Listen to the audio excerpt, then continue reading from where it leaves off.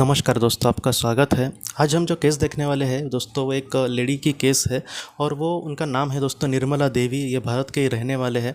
वो हमसे ये कहते हैं कि उनका डायलिसिस जब चालू था, मतलब एक बार जब उनका डायलिसिस चालू था, तब उनका जो दर्द था शरीर का दोस्तों, वो बहुत ही ज़्यादा बढ़ते गया। वो पहले ही ज़्यादा बीमार थी और उसके बाद उनका जो शरीर का दर्द है वो इतना बढ़ते गया कि वो हमसे ये कहते हैं कि वो मुझे सहन ही नहीं हो रहा था।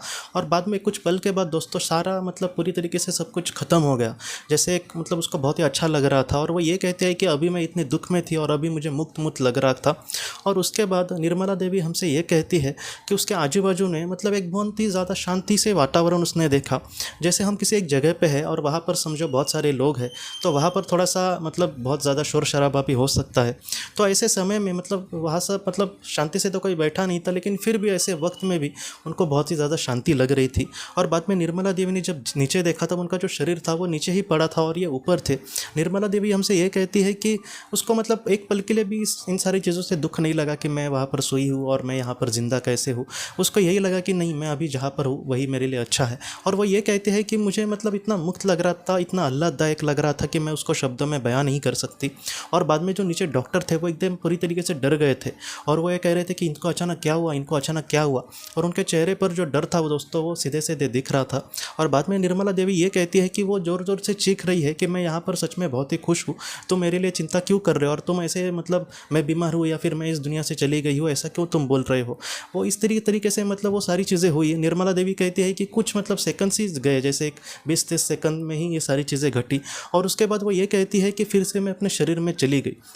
निर्मला देवी ये कहती है कि उनके शरीर में जाने के बाद मतलब उनका जो मतलब जैसे डॉक्टर के जान में जान आई कि हाँ ये मतलब ज़िंदा है। उनको लगा था कि शायद ये मतलब इस दुनिया से चली गई क्या।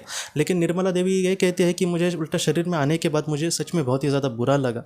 और बाद में उन्होंने मतलब डॉक्टरों को भी कहा कि मैं मतलब कहीं ना कहीं उस दुनिया में ज़िंदा थी और आप मुझ पर जो भी उपचार कर रहे थे वो मुझे अपने आंखों से दिख रहे थे। पहले तो उन्होंने मतलब मना किया कि तुम तो होश ही में नहीं थे तो तुम्हें कैसे पता होगा। लेकिन इसने जब छोटी छोटी बातें भी कही कि तुमने नर्स को ये देने के लिए कहा था, नर्स भी बेचारी मतलब थरथरते हाथों से कुछ ये दे रही थी, तो इन सारी चीज़ों से तब उनको यकीन हुआ कि ये कहीं ना कहीं कुछ तो सच कह रही है। और उसके बाद निर्मला देवी हमसे ये कहती है कि वो जो पल थे वो बहुत ही कम थे, जैसे 20-30 सेकंड में ही ये सारी चीज़ें हो गई थी। लेकिन फिर भी उनके जीवन पर इस मतलब परिस्थिति ने या फिर ऐसी घटना ने इतनी मतलब बड़ा उन पे मन में बदलाव लाया। वो हमसे ये कहते हैं कि हम अपनी मतलब ज़िंदगी को ही सब कुछ मानते हैं। जैसे मैं भी अपने जीवन में मैं बस खुश रहूँ, मेरा परिवार खुश रहे, इतना ही मैं देखती थी। लेकिन उस दुनिया में जाने के बाद मुझे एक मतलब मेरे मुझसे हज़ारों किलोमीटर दूर रहने वाला भी कोई इंसान है तो वो भी कहीं ना कहीं मुझे अपना दिखने लगने लगा। मुझे ऐसे लगने लगा कि हमारा कुछ तो मतलब सारे लोगों का एक दूसरे के साथ संबंध है, हम कहीं ना कहीं एक ही चीज़ से मतलब यहाँ पर आए हैं। तो इस तरीके से दुनिया का जो मतलब देखने का जो नज़रिया है वो पूरी तरीके से निर्मला देवी जी का बदल गया था दोस्तों।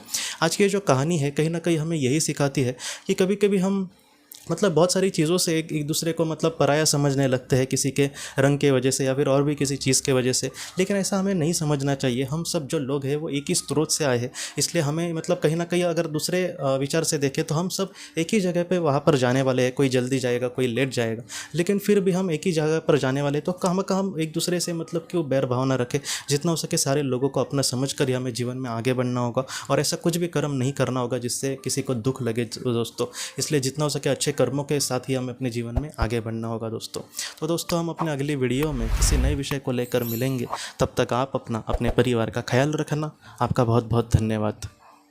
ज़िंदगी की रोशनी ये एक कंसल्टेंसी है जो ऐसे लोगों को मदद करने की कोशिश करती है जिन्होंने किसी अपने को खोया है या फिर जो लोग अपने जीवन में बहुत ही ज़्यादा दुखी है। जो लोग इस संस्था के साथ जुड़ते हैं उन्हें पास्ट लाइफ रिग्रेशन की ऑडियोज़ भेजी जाएगी, जिससे घर बैठे वह पास्ट लाइफ रिग्रेशन का अभ्यास कर सकते हैं। और उन्हें 5 मेडिटेशन ध्यान की भी ऑडियोज़ भेजी जाएगी और इसके साथ साथ उन्हें PDF किताबें भेजी जाएंगी जो हिंदी और अंग्रेज़ी में है, जो मोबाइल पर या फिर लैपटॉप पर आप उसे पढ़ सकते हैं। और 10 ऑडियो बुक्स भी आपको भेजी जाएंगी। तो दोस्तों अगर आप इस संस्था के साथ जुड़ना चाहते हैं तो कृपया इस नंबर पे व्हाट्सएप मैसेज करें। आपका बहुत बहुत धन्यवाद।